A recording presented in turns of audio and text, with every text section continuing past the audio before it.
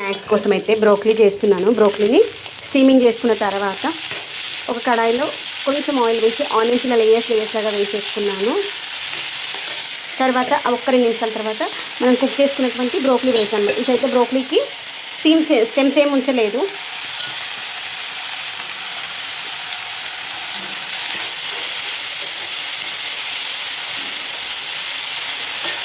ఈరోజు బ్రోకలీ వేసినాను కదా, క్యాప్సికమ్ కూడా వేసేసాను. బ్రోకలీ అయిన ఆనియన్స్ మీద ఫ్రై అయ్యేటప్పుడు క్యాప్సికమ్ కూడా వేసాను. మరి అది ఈ యొక్క బ్రోకలీ ఆనియన్స్ వేగినంత వేయాల్సిన అవసరం లేదు, కొంచెం తక్కువగా వేగినా సరిపోతుంది. ఇప్పుడు వీటిని ఇలా ఎందుకంటున్నానంటే దీంట్లో ఎగ్ కూడా వేస్తాను అనమాట, అందుకోసం అనమాట. కొంచెం ఆయిల్ వేసుకుందాము, ఎందుకంటే ఎగ్ అనేటువంటిది ఉడకాలి కదా, అందుకోసం అది ఆయిల్ వేసి దీంట్లో కొంచెం ఇదిగోండి వెల్లుల్లి ఒక 3 రెబ్బలు సన్నగా చాప్ చేసుకున్నాను. వాటిని కూడా ఒక్క నిమిషం ఇలా అనేసి వీటిని కూడా పక్కకు అనేసి అప్పుడు ఇప్పుడు 2 ఎగ్స్ తీసుకున్నాను. ఎగ్స్ కూడా దీంట్లో వేస్తాను.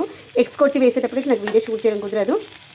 దీంట్లో చాలు ఇలా పక్కన అనేసి ఇప్పుడు ఎగ్ వేసేసుకున్నాం. 2 ఎగ్స్ వేసుకున్నాం. 2 ఎగ్స్ అనుకున్నాను కానీ 3 ఎగ్స్ వేసేసాను.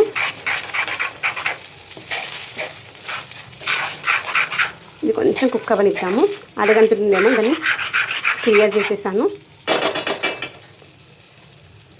ఇప్పుడు దీంట్లోపలికి మనము కుక్ చేసుకున్నటువంటి ఈ యొక్క బ్రోకలీ తర్వాత వచ్చేసి క్యాప్సికమ్ ఆనియన్స్ కదా అవి కూడా వేసేసి ఇలా ఒక్కసారి అనేసి కొంచెం ఆయిల్ వేసుకుందాము. చుట్టూ కూడా మంచిగా వేగి పైకి మంచిగా వస్తాయి. ఇప్పుడు నేను దీంట్లో ఉప్పు కారం ఏమి వేయలేదు, వేసుకుందాం. ఇప్పుడు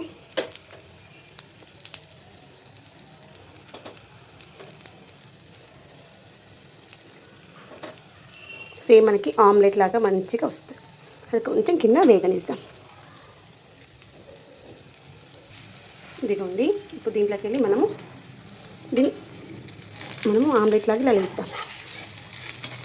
ఫస్ట్ చుట్టూ అంతా క్లియర్ చేసుకున్నాం అనుకోండి, మంచిగా లేస్తుంది. ఇక్కడ ఇలా కొంచెం అంటుకున్నట్టుంది, క్లియర్ అయితే టర్న్ చేసేసాను. టర్న్ చేసిన తర్వాత ఇంకొంచెం కారం వేసుకుందాము. కారం ఇలాంటి బాటిల్లో వేసుకున్నాం అనుకోని మన చేతికి అంటారు, ఈజీగా వచ్చేస్తుంది. ఇంతకుముందు మర్చిపోయాం, ఇంకే చేతి వాడ. తర్వాత ఇప్పుడు ఈ స్టేజ్లో ఇలా అన్నాం అనుకోండి, 4 పార్ట్గా సపరేట్ అవుతుంది. చాలా ఒక ముక్క తినొచ్చు, తర్వాత మంచిగా ఉడికిపోతుంది. చూసారా ఇంత మంచిగా ఆమ్లెట్ లాగా వచ్చిందో ఇలా ఉంటుంది అన్నమాట. ఈరోజైతే మన ఇంట్లో మనం ఆమ్లెట్ చేస్తున్నాను. ఇది నార్మల్ ఆమ్లెట్ కాదు, యమ్మీగా ఉండేటువంటి హెల్దీ ఆమ్లెట్ అనమాట. కొంచెం పెప్పర్ పౌడర్ చల్లుకుందాం, బాగుంటుంది. కొంచెం స్పైసీగాను కొంచెం టేస్టీగాను కమ్మగా ఉంటుంది.